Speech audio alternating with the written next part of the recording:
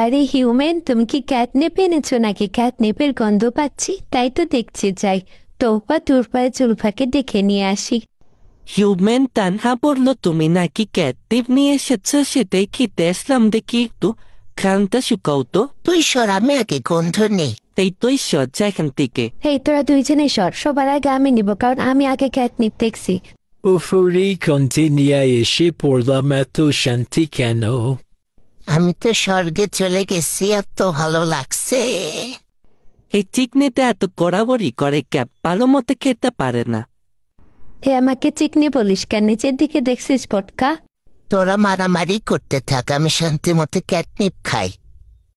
এই জঙ্গলিগুলো এত কথা বলে, নিচের শান্তি মতো ক্যাটনিপ খায় না, আমাকেও খেতে দেন। আর এই চিকটিতে এত ঘোরাঘুরি করে। হিউম্যানকে বের করে দাও তো রুম থেকে।